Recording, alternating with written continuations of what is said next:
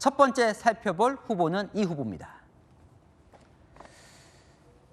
자, 박상민 대표님, 이재명 민주당 대표의 출마 선언 핵심 키워드입니다. 경제성장, 잘사니즘, 실용주의. 4년 전 출마 때와는 완전히 키워드가 달라진 것 같습니다. 예, 어떻게 보셨습니까? 일단 뭐 이재명 대표가 민주당은 중도 보수 정당이다 이렇게 선언하지 않았습니까? 예. 그렇게 뭐 배경이 있죠. 두 가지가 있는데 하나는 국민의힘이 좀 극으로 간 거 아니냐. 예. 예. 그러니까 중원이 비었으니까 우리가 중도로 좀 들어가자 뭐 이렇게 예. 생각한 거고 또 한 측면은 과거에는 어쨌든 정의당 후보들이 대선에 나왔기 때문에 예. 그러니까 일방적으로 중간으로 갈 때 약간 진보 유권자들이 이탈하면 어떡하나 이런 걱정이 좀 있었는데 네. 지금은 비교적 그런 걱정을 좀 덜 해도 되니까 그러니까 예. 맘 놓고 중원으로 들어가는 그래서 뭐 성장을 강조한다든가 먹고 사니즘 뭐 이런 얘기를 좀 하고 있고요. 결정적 차이를 보면 국민의힘 후보들이 지금 내세우는 거는 뭐냐면 지금 이건 체제 전쟁이니까 뭐 국민들께서 국민의힘 대한민국 구해주셔야 된다, 살려주셔야 된다 이렇게 얘기를 하고 있고, 그러니까 국민들에게 도와달라고 손을 지금 내밀고 있거든요. 예. 국민의힘은. 그러나 이제 이재명 대표는 국민들의 삶을 좀 내가 도와드리겠다 이렇게 손을 내밀고 있어요. 구체적인 공약. 그만큼 1등 후보로서의 여유가 좀 느껴진다고 그렇게 느꼈습니다. 네. 윤태호 실장님, 사실 네. 키워드만 보면요, 국민의힘 후보라고 해도 뭐 크게 이상하지 않을 지금 네. 키워드들입니다. 지금 박 대표님 말씀하신 구조적인 부분에 대해서 저도 동의를 하고요. 약간 다른 각도로 보자면은 우리 3년 전 말씀하셨고 또 조기 대선을 비교해 보자면은 2017년하고 이번 비교할 수 있지 않습니까? 예. 2017년에는 한번 기억을 떠올려 보시면은 그 당시에 이때쯤의 주요 쟁점은 최저임금 10,000원. 네. 비정규직의 정규직화, 말하자면 진보적 의제였었죠. 네. 근데 지금은 뭐 어쨌건 여권이건 야권이건 이 국면에 들어오기 전부터 소득세, 상속세 그리고 이재명 대표가 물론 이거 주도하는 흐름도 있습니다만은 사회가 좀 전반적으로 보수화된 면도 있는 것 같아요. 이걸 이제 이재명 대표가 우클릭한 것도 있지만은 사회가 전반적으로 보수화되고 또 민주당 지지층들이 문재인 정부 동안에 뭐랄까 수도권에 있는 조금 괜찮은 직장 다니는 고학력층들의 네. 소득과 자산이 같이 올라갔다는 거죠. 그러니까 예. 민주당 지지층의 구성이 조금 바뀐 것도 사회 경제적 구성이 바뀐 것도 있고 그걸 따라가는 거니까 저는 참 이재명 대표를 보면은 2017년하고 비교를 많이 하게 되는데 예. 그때는 본인이 소년공 시절 이야기하면서 아마 그 공장에서 출마 선언을 했을 겁니다. 네, 맞습니다. 과감한 재벌 개혁 예. 이런 이야기를 했는데 아주 편안한 모습으로 동영상을 찍으면서 지금 말한 대로 그렇게 가고 있지 않습니까? 예. 그러니까 이재명 대표의 지금 강점을 보면은 사회 변화에 조응하고 있는 거죠, 분명히. 네. 윤용 실장님, 근데 본인 스스로가 실제로 그렇게 얘기를 했습니다. 이재명 대표가 3년 전에는 공정에서 이제 시대가 성장으로 좀 바뀌었다. 실제로 지금 시대가 공정에서 성장 쪽으로 좀 가는 흐름은 맞다고 보십니까? 뭐 그런 부분들 있다고 보입니다. 뭐 예. 경제를 사람들이 중요시하고 진보 진영에서도 이제 더 이상 뭐 통일에 대해서 강조를 잘 안 하는 흐름들도 있고 예. 또 과거에 이제 보수가 의제였던 이제 경제 성장에 대해서도 진보에서도 적극적으로 이제 얘기하는 흐름들을 이제 바뀌고 있는 것은 시대의 흐름을 이제 반영하고 있는 것이라고 할 수 있는데 지금 저는 이제 이재명 대표의 그 세 가지를 한 단어로 하면 이제 탈이념. 네. 성을 보여주는 것이라고 할 수 있을 텐데 이것은 이제 지난번 대선에서의 실패를 정말 뼈저리게 반성하는 것 같아요. 왜냐하면 진보적인 색채를 강화함으로써 얻을 수 있는 득표율은 제한적이다라는 것을 깨달아서 예. 대선에서는 역시 중도다. 우리가 이제 보면은 총선과 지방선거에서는 중도 얘기를 많이 하진 않아요. 왜냐하면 투표율이 한 60% 되는데 그때는 양당의 고정 지지층이 투표장에 나와서 승부해서 어느 정당이 더 많이 끌어서 투표장에 나왔냐로 이제 승패가 갈리거든요. 예. 근데 대선 같은 경우에 보면은 최근에 투표율이 거의 80% 육박하거든요. 그것은 이제 평소에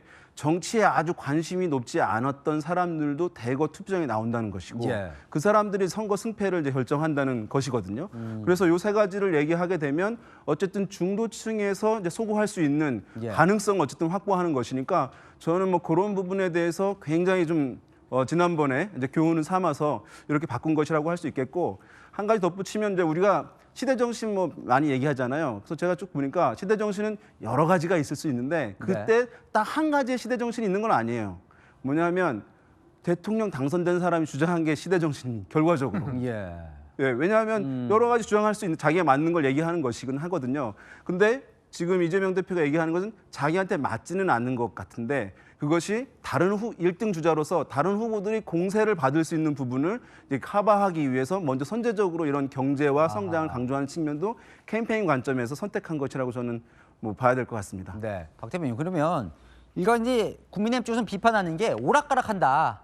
2017년엔 재벌의체 얘기하더니 갑자기 저렇게 얘기를 하면 그게 일관성이 있는 거냐, 사람이 믿을 수 있는 거냐 이렇게 공격하는 건데 어떻게 보세요? 일관성 없는 건 국민의힘도 마찬가지고 예. 아까도 말씀드렸지만 국민의힘은 오히려 그 실용적이고 이제 그런 먹고 사는 문제에 대한 걸로 승부를 주로 했고 네. 민주당이 전통적으로 이념적 정체성에 그 집착하는 그런 캠페인을 하지 않았습니까? 예. 근데 상대적으로 여유를 갖게 된 민주당이 그 이념적 정체성을 좀 내려놓고 네.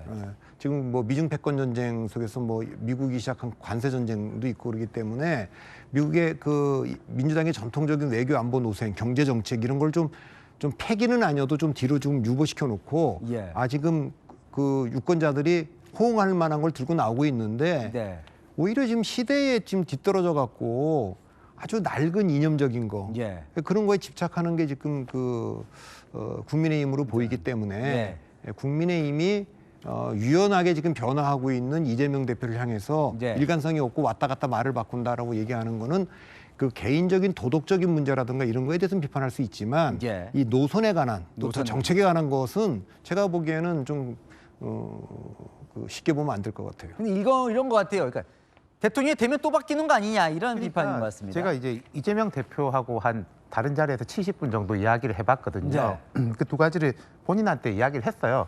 당신한테 대한 사람들 불안감, 비토 정서 있는 건 본인도 인정을 하고 그 두 가지의 그 불안감과 비토 정서의 이유는 두 가지인 것 같다. 첫 번째는 네. 컨텐츠의 부분, 예. 급진적인 거 아니냐, 뭐 중국하고 가깝고 뭐 미국하고 반미 정서가 있고 이런 거 아니냐라는 거는 계속적으로 우클릭을 하면서 믿을지 안 믿을지 모르겠는데 확실히 뭐 바뀌려고 하나 보다 자기한테 유리하다면 저렇게 가겠지라고 사람들이 어느 정도 받아들이는 것 같은데 스타일 그리고 아까 말씀하신 말 바꾸기 이런 것에 대해서는 여전히 불신을 갖고 있는 것 같다. 그러니까 본인도 인정하면서 뭐 계속 내가 노력해야 될 바다라고 하는데 이게 언뜻 드러나요. 어떤 거냐면은 지난 한 2월 중순 하순부터 이재명 대표가 되게 이른바 중도 우클릭을 하고 당내에서도 계속 통합 이야기를 하다가 분위기 좋았는데 갑자기 어느 유튜브 방송 조금 민주당 지지자들이 많이 보는 데 가가지고 아니 옛날에 이제 나 체포동의안 통과됐을 때 네. 비주류가 검찰하고 짜고 한 거다. 그랬죠. 내가 그거 다 누군지 한번 알아보려고 일부러 그랬다. 예. 라고 했다가 발칵 뒤집혔지 않습니까? 근데 그 직후에 또 윤석열 대통령 구속 취소 사건이 나와가지고 유야무야 됐는데 예. 그런 것들이 이제 여전히 이제 언뜻 드러나는데 그 불안감을 뭐 본인이 어떻게 해소할까 이건 본인이 할 바인데 박 대표님 말씀하신 대로 국민의힘이 이거 계속 공격하려면은 자기들이 그 부분에서는 어떤 조금 안정감 상대적 우위에 있을 때 그 공격이 먹히는 건데 뭐 니들도 마찬가지 아니냐라는 식이 되면은 그 공격은 별로 안 먹힐 수가 있다는 거죠. 네. 만약에 이제 경쟁 후보들 중에서 경제에 역량이 있는 이미지 인상을 가지고 있는 후보가 있다. 뭐 그렇다고 한다면 아마도 이재명 대표가 이 얘기를 과감하게 내놓지 못했을 거라고 보여요. 왜냐하면 그것을 강조하면 할수록 그것에 장점이 있는 인물의 캠페인을 대신 해주는 것이니까. 근데 지금 이제 실제 출마를 선언한 후보들 보게 되면 뭐 경제에 좀 나름 전문성이 있고 잘할 것이다라고 하는 기대감을 주는 인물들이 그렇게 뚜렷하게 있는 상황은 아니거든요. 사실 이재명 대표도 뭐 경제에 대해서 엄청난 뭔가 실력을 보여준 것은 아니잖아요. 그런데 이제 이 얘기를 한 것은 어쨌든 다른 경쟁자들도 그런데 이제 전문성이 없는 것이니까 먼저 선점하면 그리고 이제 그것에 대해서 캠페인 과정이라는 것이 이제 계속 반복해서 강조하고 실제 행보에서 그것을 뒷받침해주게 되면 뭐 전체 국민들이 다 그것을 믿을지는 않겠지만 본인이 소구하려고 하는 이제 어쨌든 유동층들을 조금이라도 얻을 수 있으면 성공하는 캠페인인 것이거든요. 최근에 뭐 기업을 방문하고 이제 기업체 재벌 사장단들을 만나고 이런 모습들 보게 되면서 경제에 좀 신경 쓰려고 하나 보다라고 하는 인식을 갖게 하면 그리고 실제로 보게 되면 중도층 등에서도 반응들이 있는 것이거든요. 그런 면에서 봤을 때는 일단 스타트에서의 그런 캠페인 차원에서 포인트를 잘 잡은 것이다라고 좀 볼 수밖에 없지 않나 생각됩니다. 지금 저도 지금 저 중요한 걸 지적했는데 그 2007년에 문국현 후보가 나와서 경제를 얘기를 해서 경제 대통령 되겠다고. 그래서 사람들은 그 문제는 이명박 후보가 더 잘하지 이렇게 문국현? 생각합니다. 예, 그러니까 이명박. 예. 실제로 이제 그 옳은 말이지만 우리는 뭐 찍는 거는 이명박을 찍는다 이렇게 된 거 아닙니까? 경제 성장과 관련해 갖고 지금 이재명 대표의 지금 그 동선을 보면 퓨리오사를 가서 지금 AI 얘기를 했고, 근데 이재용 그 삼성 회장도 만나고 뭐 또 여러 경제 단체들도 가고 그러지 않습니까? 그런 행보를 쭉 하는데 국민의힘의 전략은 뭐냐면 어떤 분은 이념적인 걸로 공격을 하고 예. 어떤 분들은 사법 리스크가 있다. 네. 또 그리고 민주당이 그동안 줄탄핵이나 뭐 입법 독주나 뭐 예산도 막 만들 삭감하고 이랬다. 네. 그 리스크가 있다. 이거 책임을 물을 거다. 제가 보기에 이번 대선에서 이재명 대표의 중도 보수 행보나 예. 또 그런 정책이나 또 사법 리스크나 민주당의 일방적인 독주나 이런 것들이 그 리스크가 작용하려면 예. 윤석열 대통령이 반성하고 사과하고 예. 또 지금 이 대선판에서 사라지고 네. 그다음에 국민의힘이 혁신을 하고 예. 우리가 잘못했는데 대통령은 파면으로 책임을 졌으니까 이번에 이재명 대표에 대해서 책임을 물을 시간입니다. 네. 라고 한다면 그 리스크가 작동할 텐데 예. 반성을 안 하고 계속 같은 얘기만 반복하고 있으니까 국민들이 네. 지난 총선 때랑 똑같이 아유 이번에도 국민의힘과 그 윤석열 대통령에 대한 책임을 묻는 대통령 선거가 돼야 되겠다. 이게 계속 이 프레임이 작동하고 있는 거예요. 네. 이게 파면되는 순간 이 프레임은 딱 끝나고 예. 전환돼야 되는데 전환을 네. 안 시키고 있는 게 윤석열 대통령과 국민의힘이라는 거예요. 그러니까 아하. 그렇기 때문에 이재명 대표의 중도 보수 행보라든가 이 기업과 관련된 성장과 관련된 거 먹히고 있는 거죠 지금. 네. 그러니까 저희가 아주 옛날 이야기하는 게 아니라 제가 말씀드린 거 박 대표님 말씀하신 거 좀 섞어서 좀 최근의 예가 그거지 않습니까? 이 대표가 저 검찰하고 짜고 했다. 예. 일부러 그랬다고 당에서 난리가 났는데 윤 대통령이 구속 취소돼가지고 나오면서 주먹 불끈 네. 하고 나오면서 그 리스크가 완전히 다 사라졌어요. 지금도 뭔가가 이제 나오려고 하면은 뭐 이재명 대표 쪽은 리스크가 있죠. 뭐 왜 없겠습니까? 이제 저 한두 가지 리스크는 보이는 것이 이 대표의 이제 본인은 이게 안 하려고 그러는 게 역력히 보이는데 뭔가 불쑥불쑥 말의 실수라든지 그리고 네. 민주당 워낙 숫자가 많다 보니까 제가 생각할 때 민주당은 뭔가 약간 투트랙 전략인 것 같아요. 이재명 대표는 대통령다운 안정감을 보이고 뭐 예. 박찬대 원내대표라든지 이쪽은 좀 강하게 나가고 근데 이게 잘 또 안 되는 이유는 박찬대 원내대표가 뭘 하건 정청래 법사위원장이 하건 그건 다 이재명 대표로 수렴되는 느낌이 있거든요. 다른 계파에서 하는 게 아니라 다 자기 식구들끼리 하는 거 아니냐라는 네. 느낌의 그 리스크는 분명히 있는데 이걸 국민의힘이나 보수 진영이 오히려 막아주고 있는 거죠. 오히려. 이게 보면은 이제 대선은 우리가 총선 같은 경우에는 정권에 대한 평가나 심판 선거다 뭐 얘기하잖아요. 예. 대선은 이제 그렇지 않다. 뭐 앞을 이제 내다보고 누가 더 이제 나라를 잘 다스릴 것이냐, 이끌어갈 것이냐 이렇게 전망 투표를 한다고 이제 얘기를 하잖아요.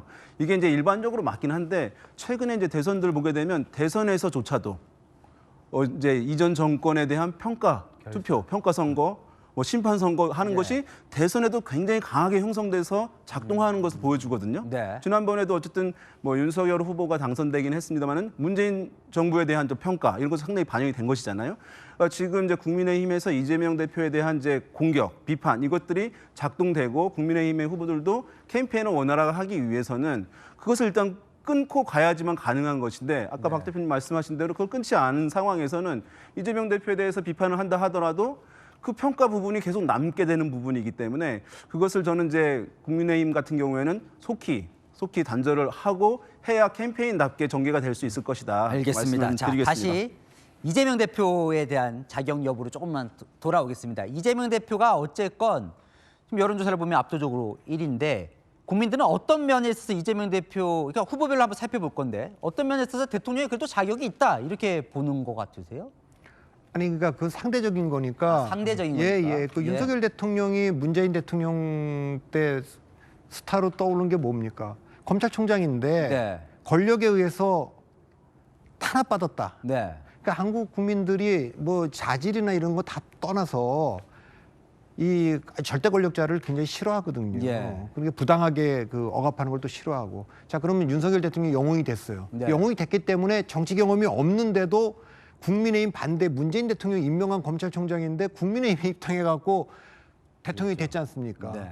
그것은 문재인 대통령에 대한 문재인 대통령과 다른 대통령을 원했던 거 아니겠습니까? 예. 그러니까 정책이나 태도나 이런 전부 다. 자, 그런데 그렇게 약자였던 윤석열 대통령이 대통령 되자마자 절대 권력자처럼 의석수도 100몇십 석, 110석 약간 넘는 의석인데도 네. 그렇게 했단 말이에요. 그때 약자의 이미지가 누가 있었냐? 이재명 대표가 뭐 검찰이든 법원이든 권력에 의해서 탄압받고 억압받는 그런 이미지로 강자가 됐잖아요. 이제 약자가 됐잖아요. 네. 그러니까 지금 떠오른 거예요. 아, 지금 우리가 윤석열 대통령 심판하고 싫어하는데 가장 대척점에 있었던 사람이 누구냐? 예.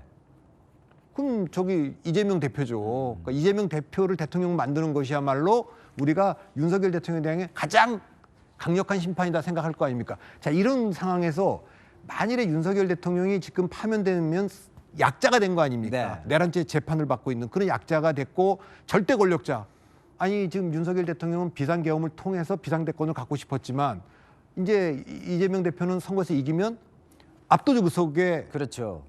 그 비상대권을 갖게 되는 거 아닙니까? 예. 그럼 윤석열 대통령이 약자가 됐는데 절대 권력자에 대한 심판 이거 괜찮은가 이런 우려가 작동해야 되는 시간인데 예. 여전히 대통령이 아하. 계속 강자의 이미지를 가니까 이게 청산되지 않았다. 네. 보통의 경우는 국회에서 탄핵 소추가 되고 또 헌재에서 탄핵이 8대 0으로 5가지 사유에 대해서 전원일치로 인용이 됐다면 예. 이건 끝난 거다. 예. 그래야지 심판의 대상이 넘어갈 텐데 그게 안 넘어가니까 이 지금 뭐 개인적인 자질의 문제 이전에 예. 이재명 대통령을 뽑는 것이 윤석열 대통령에 대해 가장 확실한 심판이다. 이 프레임이 작동하고 있는 것 같습니다. 이제 이재명 대표가 대통령 자격이 있느냐 우리가 예. 이제 본질적으로 이 이야기를 하는 건데 그렇죠. 이제 뭐 결국 반사 이익의 면이 저는 아주 크다고 봐요. 말씀하신 것처럼 윤 대통령의 면이. 근데 이제 반사 이익을 받는 것도 능력이거든요. 우리가 감나무 예. 밑에서 뭐 입 벌리고 있는다라고 이야기하지만은 그 감이 떨어질 자리에 가서 입을 벌리고 있어야지 네. 감이 자기 입에 들어가는 거 아니겠습니까? 엉뚱한 자리에 가 있다든지 그리고 뭐 이제 감을 받을 그릇을 들고 있고 그릇이 이제 밑이 뚫려 있지 않아요? 감을 받는 거잖아요. 예. 그러니까 지금 이재명 대표는 이 감을 받을 그릇은 갖고 있는 걸로 국민들이 판단하고 있다는 거죠. 예. 이게 보면 뭐 이제 특별한 이제 자질 이런 것들을 보게 된다면 다른 정치인과 다른 점이 이제 과거에 보게 되면 뭐 이재명 대표가 그런 추진력을 가지고 있다, 뭘 예. 해낸다, 그다음에 좀 우유부단한 기성 정치인과 좀 다른 이미지가 있다 이런 것들로 이제 좀 조명을 받아온 측면이 있을 텐데 예. 지금 상황은 이제 그것도 뭐 말이 되겠습니다만 두 분 말씀하신 대로 이게 보니까 대통령이 되는 사람들은 필연적으로 대중성이 있어야 되거든요. 근데 예. 이 대중성이 어떻게 생기냐 하면 뭐 일을 잘한다고 해서 생기는 것이 아니라 어떤 이제 권위 또는 어떤 권력과 맞서는 이미지를 대중에게 어필한 사람, 그 경험이 있어야지 대중이 그 사람에 대해서 이제 열광하거나 환호하거나 관심을 보이더라고요. 네. 지금까지 있었던 대통령들은 다 이제 그것을 본인이 가지고 있거나 본인이 가지고 있지 않으면 자신이 이제 어떤 후광을 얻었을 때 그 이전 대통령의 후광인데 그 이전 대통령이 그런 이미지를 가지고 있으면 그것은 이제 물려받아서 대통령이 되는 것이더라고요. 지금까지 예. 보니까. 근데 이재명 대표는 어쨌든 지금까지 보면 윤석열이라고 하는 대통령 최고 권력의 핍박을 받으면서 거기에 이제 맞서 왔다라고 하는 것이 야권층 중심으로 해서 상당히 이제 어필이 된 것이라고 할 수 네. 있거든요. 그러니까 상당히 그것이 이제 뭐 확장성의 의문을 제기하는 시각도 있습니다만은 그 야권층 같은 경우는 이렇게 보게 되면 상당히 높은 비율, 뭐 압도적으로 높은 예. 야권 지지층들이 이제 이재명 대표에 대해서 지지를 표출하거든요. 그러니까 과거에도 이런 현상이 잘 없던 것이니까 이런 핍박을 받으면서 그 대중성을 확보하고 하면서 탄탄하게 그 야권층들 본인의 지지층을 확보해 왔다는 거 그것이 뭐 대통령으로서의 그 대중성이라고 하는 자질 그리고 확보한 것 아닌가 이렇게 볼 수 근데 이제 있겠습니다. 결과적으로는 지금 이제 핍박이라고 얘기를 하셨는데 결국 이제 사법 리스크와 관련이 되는 부분일 텐데 아직 재판이 5개가 지금 진행이 중인데 대통령이 되면 이제 재판이 중단되는 논란이 있습니다. 여전히 남아 있는데 그건 대통령의 자격과는 좀 무관하게 봅니까? 그거를 지금 동 부장 말씀하셨지만은 예. 지금 현재 이제 국민들이 모르는 사실이냐? 예. 아, 이런 사실이 있었어? 어디 뭐 언론에서 탐사 보도를 해서 폭로를 한 게 아니라 우리가 쭉 보고 있었지 않습니까? 그렇죠. 이미 그건 어쨌든 좋든 나쁘든 깔려 있는 것이고 그리고 우리가 오래지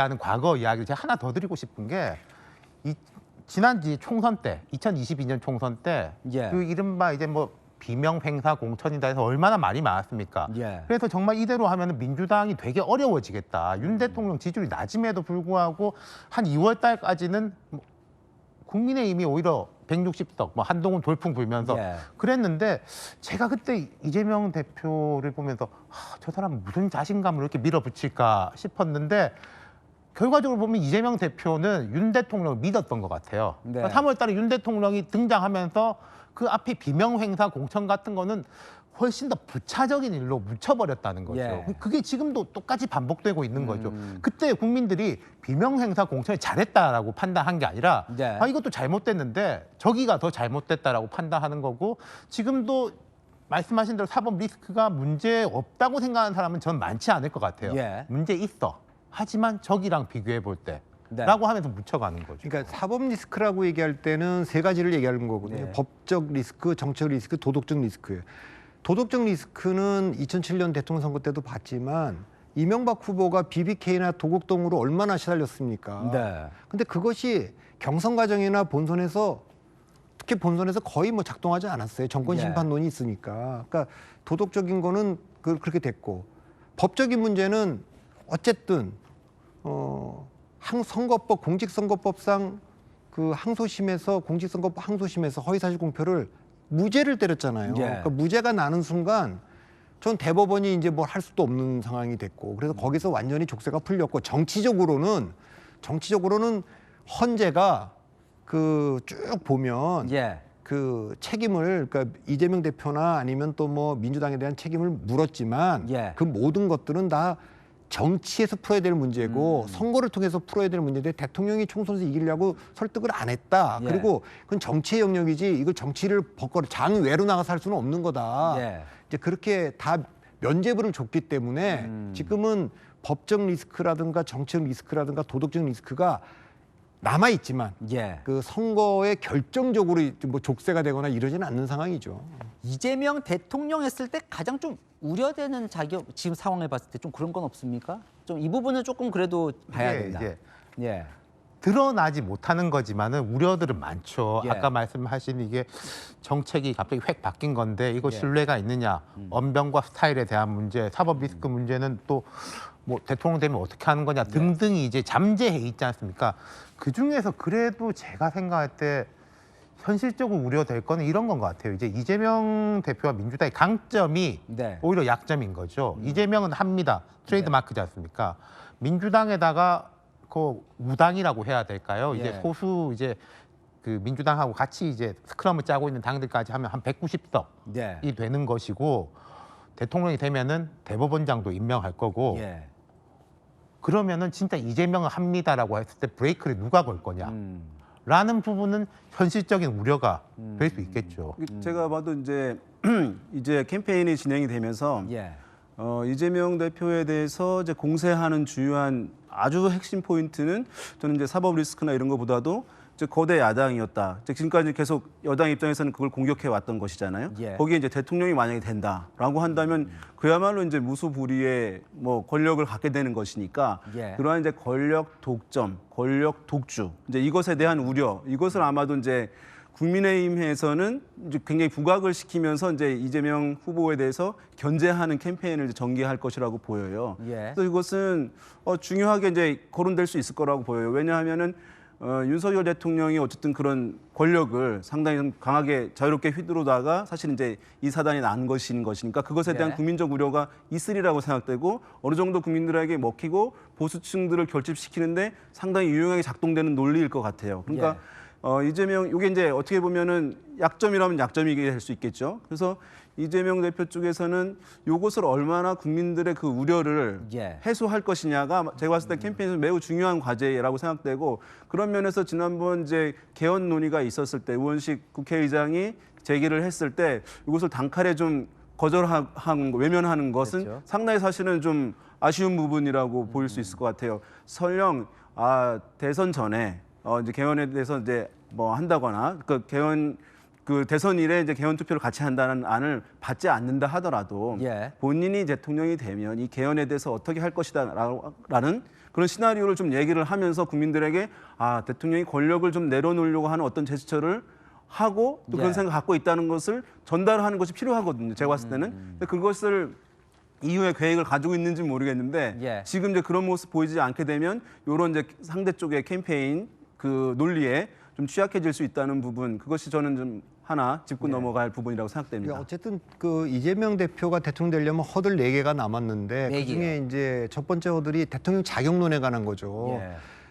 옛날로 보면 후보 자격도 없는 거 아니냐. 예. 저렇게 재판을 받는 분이 어떻게 후보로 되고 그래서 헌법 84조 문제에 대해서 논란을 야기하느냐. 예. 그리고 이렇게 줄탄핵을 하고 해서 대통령 탄핵까지 오게 되는 그런 거에 대한 뭐 책임론, 예. 자격론이 있겠고 두 번째는 뭐 말씀하신 대로 189석의 이재명 대통령의 결합이라고 하는 것은 뭐 법안에 관한 거든 뭐 예산에 관한 거든 뭐 탄핵에 관한 거든 또 심지어는 뭐 계엄에 관한 것도 견제받지 않고 할 수 있다는 거고 세 번째는 외교안보 노선이 국익에 부합하느냐. 네. 그건 이제 상대적으로 민주당의 노선도 그랬고 또 이재명 대표가 과거에 했던 발언들 그런 것들이 있죠. 그러니까 대한민국이라는 건 친일파와 미군 정에서 태어난 그 나라다 이런 그 전통성을 좀 부정하는 듯한 얘기도 했고 네. 그랬기 때문에 이런 것이 국익에 부합하냐 이게 있고 네 번째는 민주당 내에 1년 뒤에 지방선거가 있는데 이재명 대통령이 됐을 때 지난 총선 때 보니까 반명 비명이 생존할 수 있느냐 예. 그런 우려, 당내 우려가 있는 거 아닙니까? 이런 것들을 어떻게 불식시키느냐 이게 이제 이재명 대표의 숙제겠죠. 알겠습니다. 여기서 제가 질문 하나 드리겠습니다. 이른바 정치부장의 F 질문 코너입니다. 자, MBTI 질문인데 논리적 이성적 질문이 아니라 감성형 F 질문 하나 던져보겠습니다. 길게는 답 안 해주셔도 될 것 같은데요. 이재명 후보가 속으로 가장 두려워할 경쟁자로 누구를 생각할 것 같으십니까? 이건 뭐 그냥 guess입니다. 네, 예. 저는 이제 개인보다는 이재명 대표, 이재명 후보 이외의 후보들이 단일화된 어떤 후보 그것을 가장 이제 걱정할 거라고 봅니다. 이재명 대표 쪽에서는 만약에 최종 후보가 된다면 예. 이렇게 3자 구도, 좀 다자 구도로 치러지는 선거를 굉장히 가장 바랄 가능성이 있거든요. 예. 지난 이제 2017년 대선처럼. 그런데 만약에 한 명으로 되게 되면 최근에 보게 되면 어쨌든 정당들이 이렇게 이제 자기가 이제 좋아하는 정당, 좋아하는 후보 있잖아요. 예. 그것이 중요한 게 아니라 싫어하는 정당, 싫어하는 후보가 더 정치를 작동하게 하는 메커니즘이에요. 예. 그러니까 지난번 이제 탄핵 그 계엄이 있은 상황에서 국민의힘의 정당 지지율이 뚝 떨어졌다가 열흘 만에 다시 복원됐거든요. 예. 그것은 내가 이제 지지하는 정당이 잘하고 못하고는 중요한 게 아니에요. 싫어하는 정당을 막을 세력, 막을 인물이면은 난 다 수용하고 오케이 하겠다라고 하는 것이 지금의 이제 대중 정치 그 지지자들, 일반 유권자들의 심리라고 할 수가 있는 것이니까 만약에 양자로 그 단일화된 후보가 나오게 되면 굉장히 보수층들 결집이 굉장히 빠르게 일어날 가능성이 있거든요. 예. 그런 것을 아마 단일화를 이재명 봐야 대표는 가장 좀 걱정하지 않을까 생각됩니다. 윤 대표 말씀에 저 100% 동의인데 똑같이 말하면 재미없으니까 한 발 더 나가는 그래요, 예. 보자면은 맞아요, 맞는데 윤석열 대통령 명예 회복하겠다라는 사람으로 뭉치면은 너무나 쉬운 게임이 되는 거죠. 우리는 윤석열하고 단절했다. 네. 윤석열 대통령 뭐 벌 받을 거 받아야 되고 우린 단절했고 그 깨끗하게 당신하고 붙는다라는 사람 중심으로 뭉쳤을 때 그리고 지금 뭐랄까 강경 보수 진영이랄까 이분들이 전략적으로 그걸 받아들였을 때 그 후보면은 제일 두려운 후보가 되는 거죠. 하나로 뭉치더라도 나는 조건들이 몇 개 윤석열로 있네요. 뭉치는 게 아니라 예. 윤석열 우린 끊었어. 그러면은 지금 이제 뭐 한 두세 명 정도가 이제 머릿속에 떠오르지 않습니까? 네. 그쪽으로 참 가능성이 낮긴 한데 예. 그렇게 되면은 파괴력이 그죠. 일단 저는 뭐 두 명이 떠올라요. 그러니까 네. 일단 그 이재명 대표 입장에서 보면 그러니까 차기 대통령은 윤석열 대통령의 대척점에 있는 사람들 중에서 나올 겁니다. 예. 정부의 여론이 높기 때문에. 그게 지금 이재명 대표가 가장 대척점에 있으니까 지금 저렇게 1등하는 거 아닙니까? 한동훈 대표 그렇죠. 예. 이준석 개혁신당 후보 예. 그렇잖아요. 세 명이 명확하게 그 대척점에 있습니다. 그 얘기는 정권 교체 찬성 여론이 지금 50에서 55 사이에 있는데 예. 이 세 명은 정권 교체 누가 되더라도 정권 교체적 성격이 있는 대척점에 있는 사람들이라는 측면이 하나 있고 또 두 사람은 이재명 대표 입장에서는 저쪽에 다른 후보들이 되면 예. 야당으로서 자기가 도전자의 포지션을 갖게 되는데 나머지 사람들은 나이들도 많고 그러니까 자기가 도전자가 되는데 한동훈이나 이준석이 되면 자기가 챔피언이고 예. 저쪽이 도전자 포지션으로 옛날 노무현이 이해창 이길 때 그랬지 않습니까? 이해창 후보가 한나라당 그 야당인데 여당처럼 보였고 예. 노무현 후보가 민주당 여당인데 야당 후보처럼 싸우지 않았습니까? 따라서 저는 뭐 가능성 여부를 떠나서 나머지 후보들은 이재명 대표가 손쉽게 자기가 이길 수 있지만 변화가 있다면 그 할 거다. 두 사람이 조금 그 자기가 싸우기가 힘들지 않을까. 그러니까 이게 이렇게 우리 봅니다. 평시 선거 때도요. 예. 정권 재창출된 사례를 생각해 보시면은 김대중 대통령 뭐 성과가 상당히 있었지 않습니까? 예. 아주 상당히 다른 노무현이라는 사람으로 정권 재창출했고 이명박 대통령도 처음에 힘들었지만 뒤에 동반성장 등 중도화 어젠다를 통해 가지고 예. 꽤 지지율을 갖고 있었지만은 박근혜라는 예. 완전히 이거 정권 교체 아니야?